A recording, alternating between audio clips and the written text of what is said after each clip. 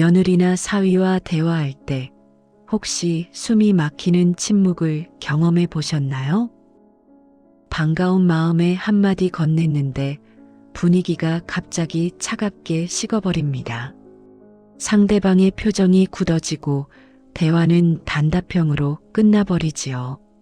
나는 그저 걱정돼서 물어본 건데 내심 서운함이 밀려옵니다. 내 자녀의 배우자이니 이제 한 식구라 생각했는데 마음은 멀기만 합니다. 돌아오는 차가운 반응에 내가 뭘 잘못했나 싶어 밤잠을 설치기도 합니다. 그런데 놀랍게도 관계가 어색해지는 데는 특별한 이유가 있는 게 아닙니다. 문제는 상대방이 아니라 우리가 놓쳐버린 단 한 가지 신호에 있습니다. 우리는 사랑과 관심이라고 믿으며 건넸던 말들이 있었습니다. 하지만 그 말들이 상대에게는 넘지 말아야 할 선을 넘는 공격이 되기도 합니다. 내가 무심코 던진 질문 하나가 상대의 마음 문을 닫아버린 것이지요. 비슷한 나이인데도 유독 인간관계가 편안한 분들이 계십니다. 며느리가 먼저 전화를 걸어오고 사위가 살갑게 찾아오는 분들 말입니다. 여러분과 똑같은 삶을 살아왔는데 왜 그분들의 관계는 그토록 따뜻할까요? 그분들에게는 사람을 대할 때 지키는 딱 하나의 공통점이 있었습니다. 관계의 품격을 지키는 이 비밀 하나만 알면 여러분의 일상도 달라집니다. 나이와 상관없습니다. 지금부터 배워도 충분히 바뀔 수 있습니다. 며느리와 사위가 다시 여러분을 찾게 만드는 지혜는 생각보다 가까이 있습니다. 그 신호를 이해하는 것만으로도 여러분은 존경받는 어른이 되실 겁니다. 살다 보면 누군가와 마음을 터놓고 대화하고 싶은 날이 있지요. 구독과 좋아요로 저와 인연을 맺어주시면 든든한 말동무가 되어드리겠습니다. 언제든 편히 들러 지혜를 얻어갈 수 있는 인생 친구가 되겠습니다. 지금부터 그분들의 관계가 어떻게 바뀌었는지 그 비밀을 하나씩 들려드릴게요. 1장.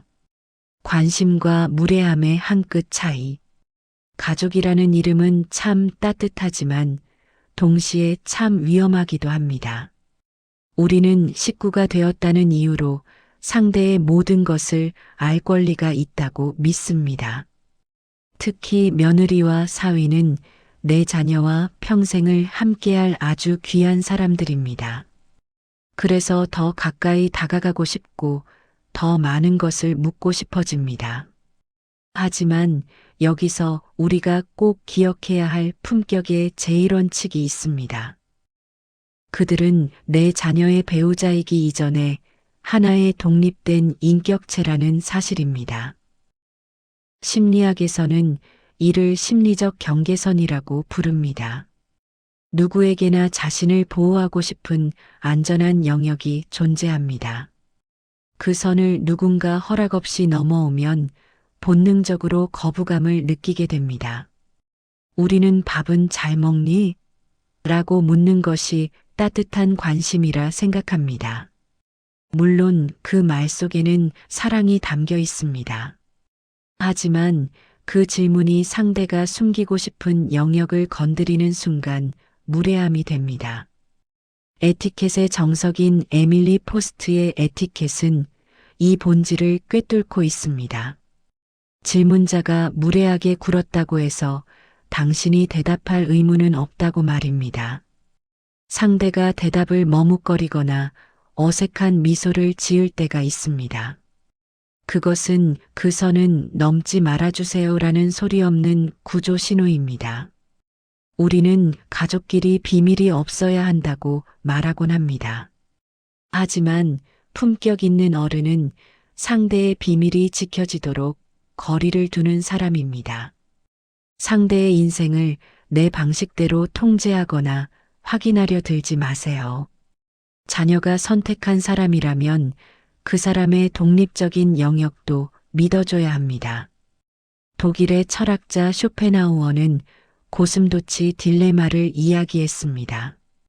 추운 겨울 고슴도치들은 온기를 나누려 모여들지만 가시에 찔립니다. 결국 그들은 서로 아프지 않으면서 따뜻한 적당한 거리를 찾아냅니다. 며느리 사위와의 관계도 이와 똑같습니다. 내가 던진 질문이 상대의 가슴을 찌르는 가시는 아니었는지 돌아보세요. 질문의 양을 줄이고 가만히 지켜봐주는 시간을 늘려보세요. 상대가 말하지 않는 것은 모르는 척해주는 것이 어른의 깊은 배려입니다.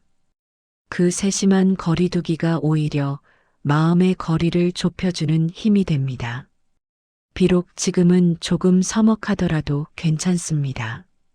그 거리가 서로를 보호하고 결국 단단한 가족의 유대를 만들어줄 테니까요. 2장 첫 번째 금기. 좋은 소식 없니? 68살 김영희 씨는 명절마다 입안이 근질거립니다. 결혼한 지 2년 된 아들 부부가 아직 소식이 없기 때문이지요. 결국 지난 추석 영희 씨는 며느리 손을 잡고 넌지시 말을 꺼냈습니다. 너희 이제 슬슬 좋은 소식 있을 때 되지 않았니? 내 소원이다. 영희 씨는 이것이 시어머니로서 보여줄 당연한 관심이라 믿었습니다. 하지만 그날 이후 며느리는 연락을 끊었고 아들조차 전화를 피했습니다.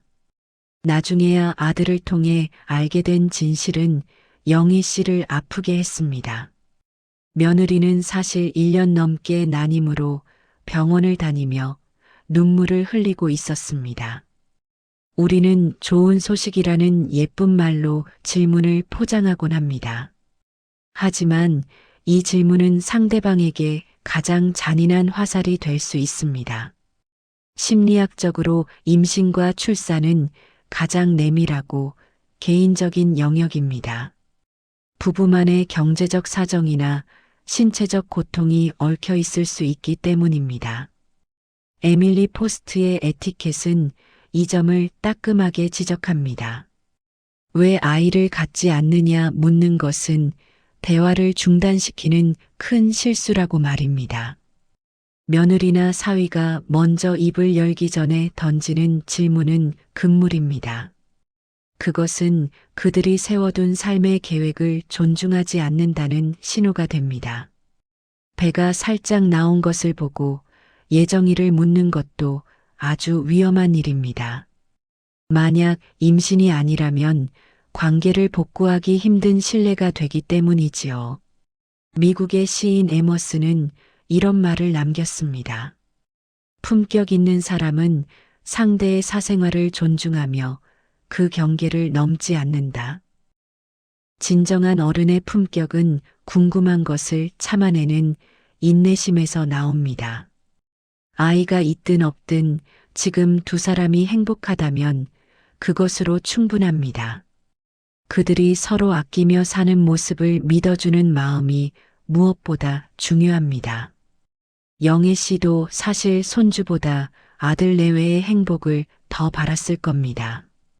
그 진심을 전하고 싶다면 이제 질문의 방향을 바꿔보세요. 좋은 소식 없니? 대신 둘이 재미있게 사는 모습 보니 참 좋다 말해주세요. 미래의 결과보다 현재의 행복을 응원해 줄 때 마음의 빗장이 풀립니다. 묵묵히 지켜봐 주는 것만으로도 여러분은 이미 최고의 시부모입니다. 그 기다림 끝에는 서로를 향한 깊은 신뢰라는 열매가 맺힐 것입니다. 3장 두 번째 금기. 살 좀 쪘구나. 오랜만에 만난 사위가 반가워 나도 모르게 외모 이야기가 툭 나옵니다. 72살 박철수 씨는 집에 찾아온 사위가 아주 반가웠습니다. 사위의 배를 가볍게 치며 웃으며 한마디 던졌지요. 자네 결혼하고 아주 편한가 보네. 배가 남산만 해졌어. 관리 좀 하게. 철수 씨는 장인으로서 던진 가벼운 농담이자 건강 걱정이었습니다. 하지만 사위는 그날 저녁 내내 말수가 적어졌고 밥도 깨작거렸습니다. 외모를 언급하는 것이 친근함의 표시라고 생각하는 분들이 많습니다. 하지만 품격 있는 관계를 원한다면 이 말은 절대 아껴야 합니다. 심리학 연구에 따르면 타인의 외모 언급은 뇌에서 평가로 인식됩니다. 특히 어려운 어른이 하는 외모 지적은 더 큰 압박으로 다가옵니다. 당신은 지금 자기 관리를 못하고 있다는 비난으로 들리기 때문입니다. 내가 걱정으로 한 말이 상대에게는 수치심을 주는 화살이 됩니다.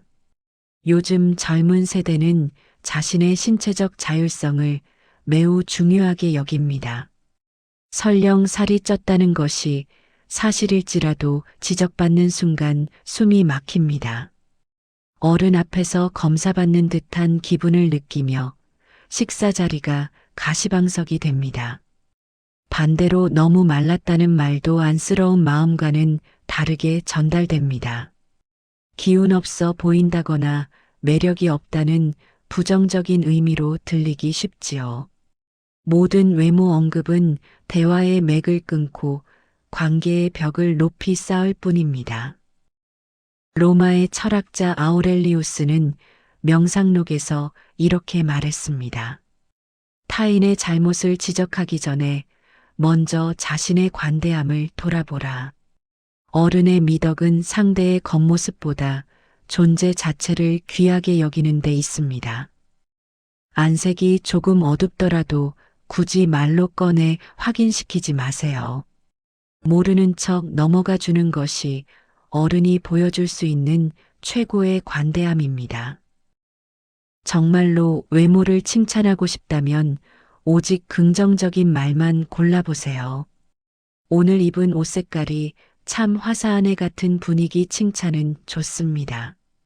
구체적인 신체 부위보다는 그 사람이 풍기는 활력에 주목해 주세요. 상대를 있는 그대로 인정해 줄 때 사위는 비로소 숨을 편히 쉽니다. 여러분의 너그러운 시선이 소중한 가족을 다시 집으로 부르는 힘이 됩니다. 4장 세 번째 금기 얼마나 버니? 돈 문제는 부모 자식 사이에도 참 예민하고 조심스러운 주제입니다. 사돈 집안의 문화가 섞인 며느리나 사위에게는 말할 것도 없지요. 70살 이정수 씨는 사위와 술 한잔하다 궁금함을 참지 못했습니다. 자네, 이번에 승진했다며? 연봉은 좀 올랐나? 얼마나 받나?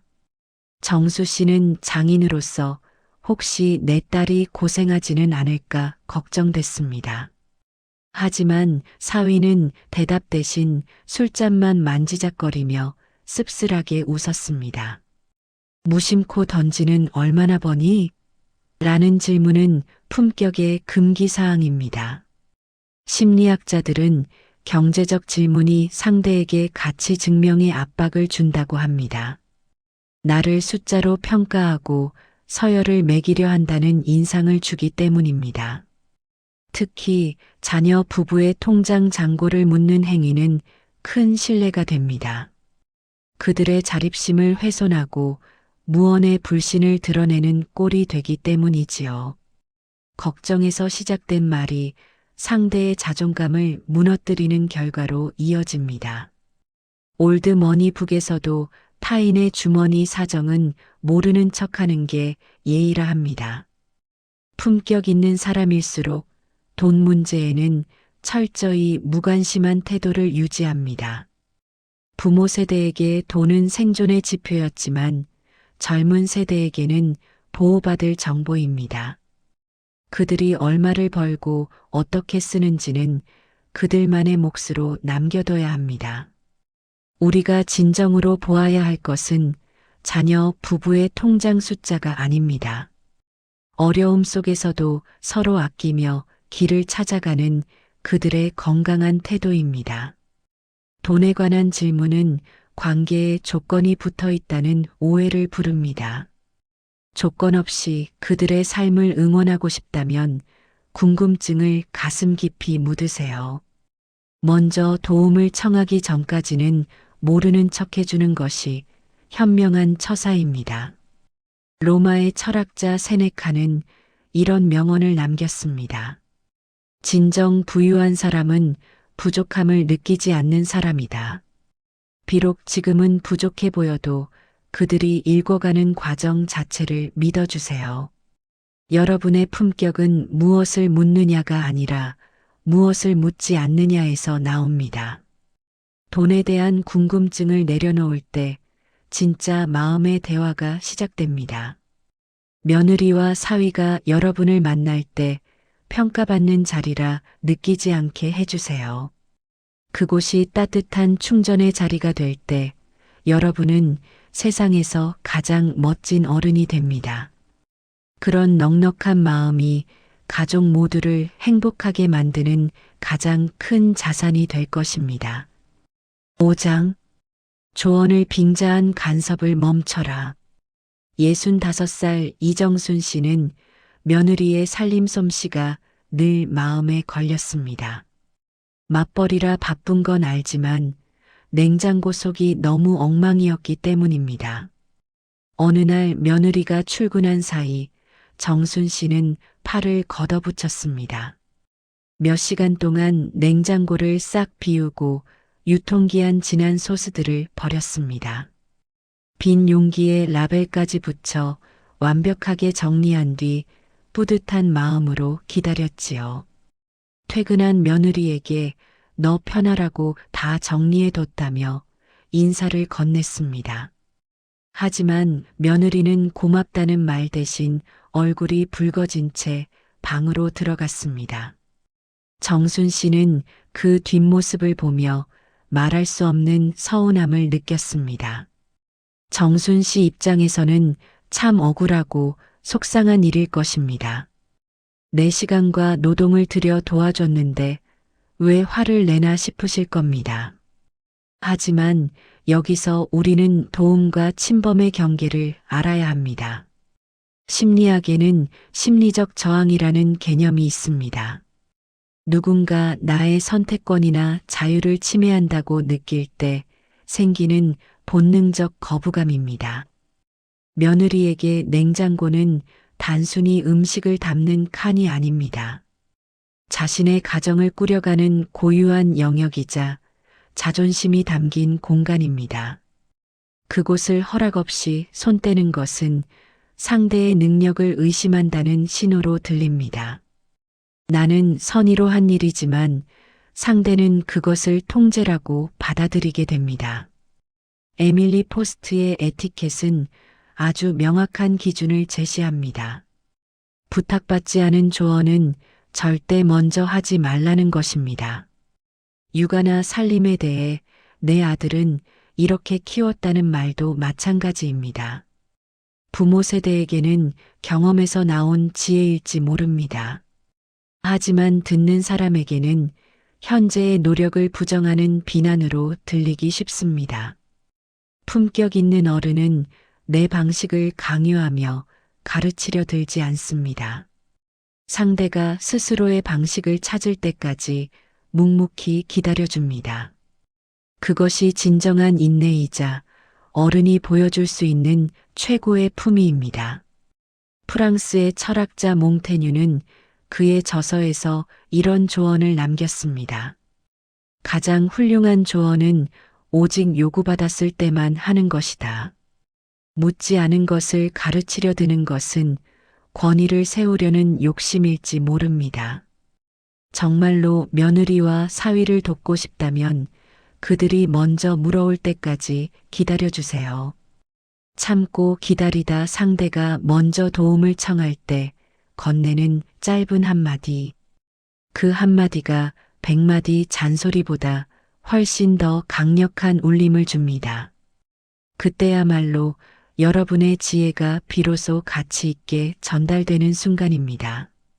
요즘 젊은 사람들은 정보가 부족해서 살림을 못하는 게 아닙니다. 자신들만의 시행착오를 겪으며 단단해질 시간이 필요할 뿐입니다. 여러분이 줄 수 있는 가장 큰 선물은 너희를 믿는다는 무언의 신뢰입니다. 조언하고 싶은 마음이 굴뚝 같을 때 딱 3초만 눈을 감고 참아보세요. 그 침묵의 시간이 여러분을 훨씬 더 깊이 있고 존경받는 어른으로 만듭니다.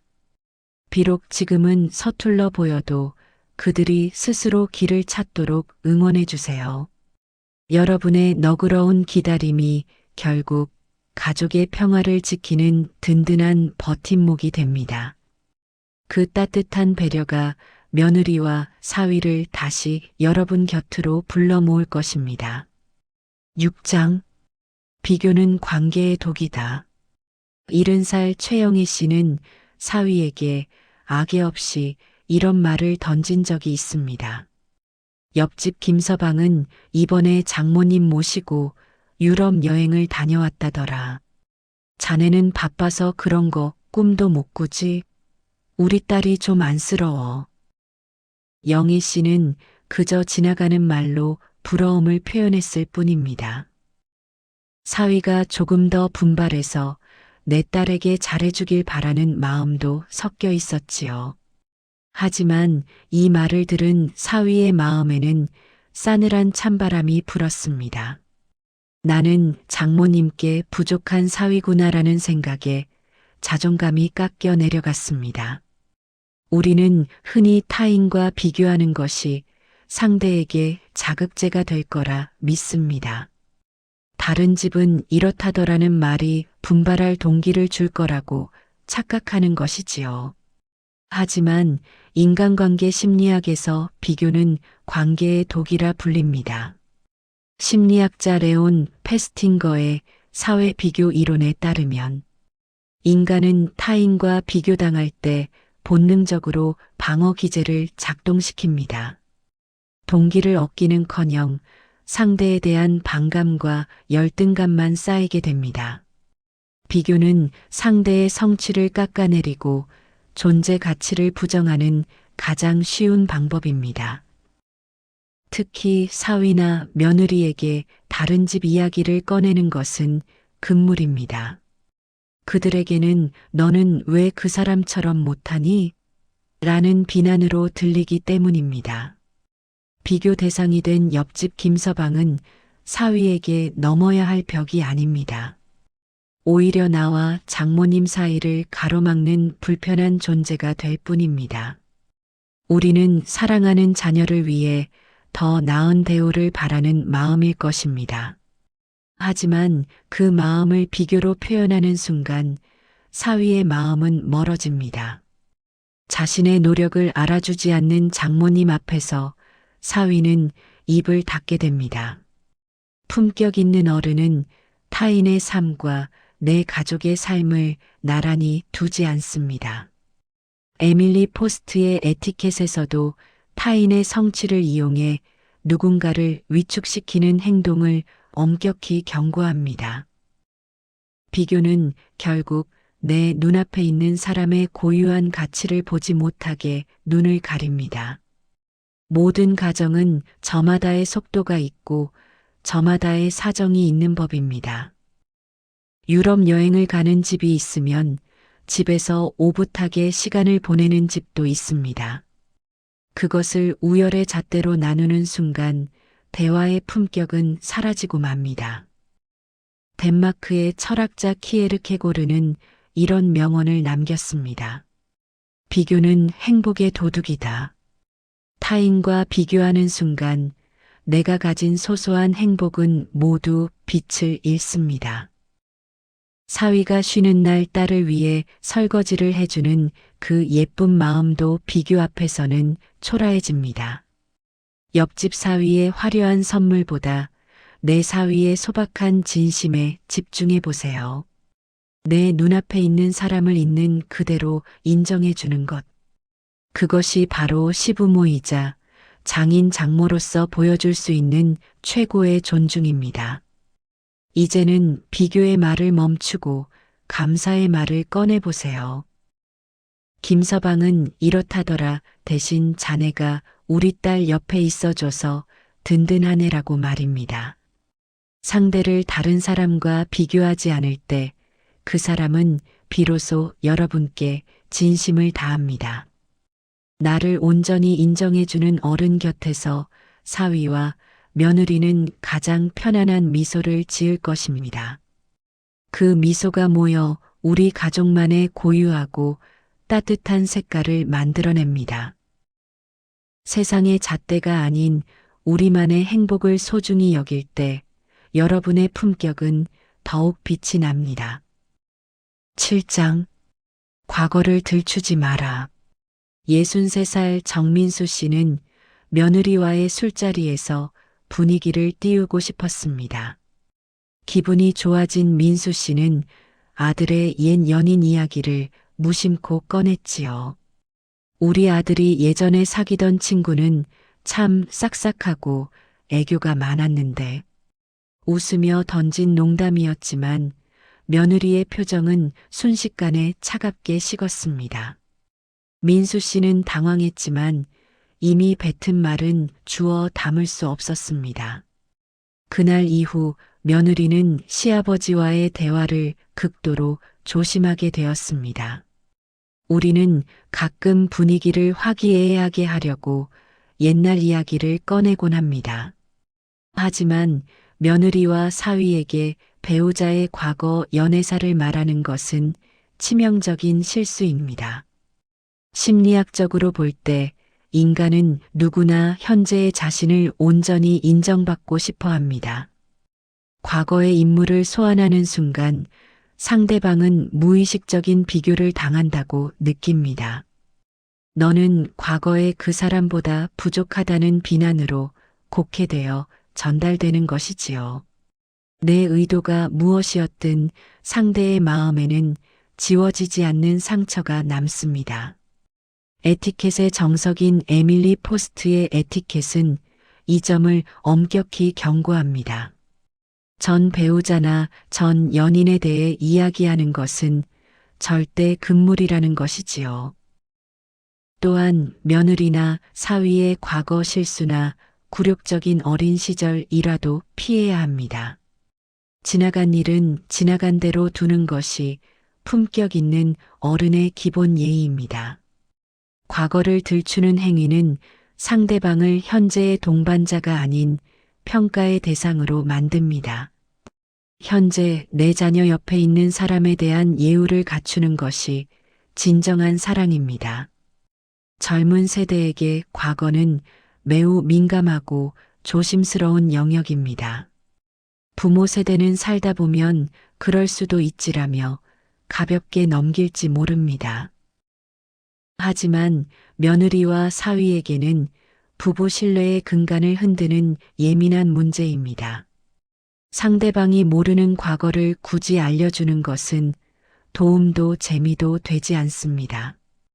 오히려 불필요한 오해와 갈등의 씨앗을 뿌리는 일일 뿐입니다.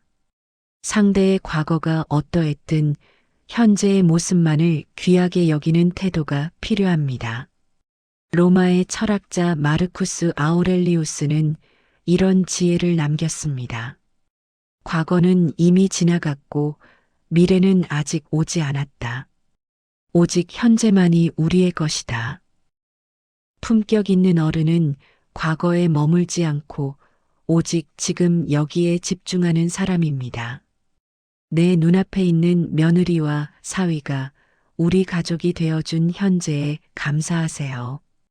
지나간 인연이나 사건들을 굳이 들춰내어 현재의 행복을 가로막지 마세요. 말을 아끼는 그 침묵 속에 상대방을 향한 깊은 존중이 담겨 있습니다. 이제는 자녀의 과거 대신 그들의 미래를 축복하는 말을 건네보세요. 예전엔 이랬다는 말 대신 지금 너희가 함께라 참 다행이다라고 말입니다. 상대의 과거를 묻어주고 현재의 가치를 높여줄 때 여러분의 품위는 빛납니다. 과거를 묻지 않는 넉넉한 마음이 고부간, 장서간의 벽을 허물어 줄 것입니다. 내 며느리와 사위가 과거의 그림자 없이 밝게 웃을 수 있도록 배려해 주세요. 그 배려가 결국 여러분을 가장 신뢰받는 인생의 선배로 만들어 줄 것입니다. 8장 침묵의 기술. 며느리나 사위와 있을 때 흐르는 정적을 견디기 힘들어하는 분들이 많습니다. 어색한 분위기를 깨보려고 애쓰다 보면 나도 모르게 아무 말이나 던지게 되지요. 오늘 우리가 배운 금기어들도 사실은 그 어색함을 메우려다 나온 말실수들입니다. 하지만 품격 있는 어른이 되기 위해 가장 먼저 배워야 할 것은 바로 침묵입니다. 말을 많이 해야 좋은 관계가 유지된다는 생각은 우리의 착각일 뿐입니다. 오히려 적당한 침묵은 상대방에게 심리적인 여유와 편안함을 선물합니다. 심리학에서는 이를 경청의 힘이라고 부릅니다. 누군가 나를 평가하지 않고 가만히 내 이야기를 들어줄 때 사람은 깊은 신뢰를 느낍니다. 시부모나 장인 장모가 입을 닫고 부드러운 미소로 응시해 주는 것만으로도 충분합니다. 그 침묵은 나는 너를 판단하지 않고 있는 그대로 받아들인다는 무언의 메시지입니다. 상대방이 무슨 말을 할지 기다려주는 인내심이 관계의 질을 결정합니다. 어색함을 채우기 위한 수다보다 따뜻한 눈빛 한 번이 훨씬 더 큰 울림을 줍니다. 품격 있는 어른은 대화의 주도권을 쥐려 하지 않습니다. 대신 7대 3법칙을 실천해 보세요. 7알은 듣고 3알만 말하는 것입니다. 그 3알의 말조차 질문보다는 칭찬과 감사의 표현으로 채워보세요. 오늘 와줘서 참 고맙구나. 너희 둘이 웃는 모습 보니 참 보기 좋다 같은 말들입니다. 구체적인 캐묻기보다는 그들의 존재 자체에 대한 긍정을 표현하는 것이지요. 할 말이 생각나지 않을 때는 무리하게 대화를 이어가려 애쓰지 마세요. 그저 차 한 잔을 천천히 마시며 미소만 지어도 여러분의 품격은 충분히 전달됩니다. 고대 그리스의 철학자 에픽테토스는 이런 명언을 남겼습니다. 자연이 우리에게 2개의 귀와 1개의 입을 준 것은 말하기보다 듣기를 2배 더 하라는 뜻이다. 말을 아끼는 사람은 결코 가벼워 보이지 않습니다.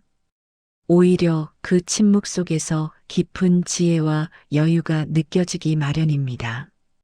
며느리와 사위가 여러분 앞에서 긴장을 풀고 편히 쉴 수 있는 이유도 바로 그 침묵에 있습니다. 입을 닫고 귀를 열 때 비로소 보이지 않던 상대의 진심이 들리기 시작합니다. 이제는 어색한 침묵을 두려워하지 마세요. 그 시간은 서로의 존재를 온전히 느끼는 소중한 여백의 시간입니다. 말을 아낄수록 여러분의 권위는 높아지고 존경은 깊어집니다. 질문 대신 경청을, 평가 대신 미소를 선택하는 여러분이 되시길 바랍니다. 그런 넉넉한 품을 가진 어른 곁에는 언제나 사람들이 머물고 싶어 합니다. 여러분의 따뜻한 침묵이 며느리와 사위에게 가장 큰 위로와 힘이 될 것입니다. 오늘 우리는 며느리와 사위에게 절대 하지 말아야 할 말들에 대해 깊이 나누어 보았습니다. 언제 아이 낳니? 살 좀 쪘네. 얼마나 버니? 이 3마디만 마음속으로 꼭 삼키셔도 여러분은 이미 100점짜리 어른이십니다. 사랑하는 마음이 앞서 건넨 말이었겠지만 이제는 그 사랑을 조금 다른 방식으로 전해보세요. 침묵과 존중이라는 더 우아하고 품격 있는 방식으로 말입니다. 이번 주말에는 자녀 부부에게 전화의 질문 대신 안부만 전해보시면 어떨까요? 보고 싶어서 전화했다는 그 한마디면 충분합니다. 만났을 때도 외모에 대한 평가보다는 오늘 와줘서 참 고맙다는 감사를 꺼내보세요. 조언하고 싶은 말이 목구멍까지 차오를 때 딱 3초만 눈을 감고 심호흡을 해보시길 바랍니다. 말을 아낄수록 여러분을 향한 자녀들의 존경은 비례해서 커질 것입니다. 귀한 시간 내어 끝까지 함께 해주셔서 진심으로 감사합니다. 오늘 내용이 조금이나마 마음의 비타민이 되었으면 좋겠습니다. 인생길 함께 가는 든든한 친구 하나 둔다 생각하시고 구독과 좋아요로 저와 인연을 맺어보시는 건 어떨까요? 구독해 주시면 앞으로도 사람 때문에 속상하지 않도록 지혜로운 이야기들을 정성껏 전해드리겠습니다. 여러분의 삶이 언제나 품격 있고 평온하기를 진심으로 응원합니다. 부디 몸도 마음도 편안한 밤 되시길 바랍니다. 지금까지 이기는 품격이었습니다.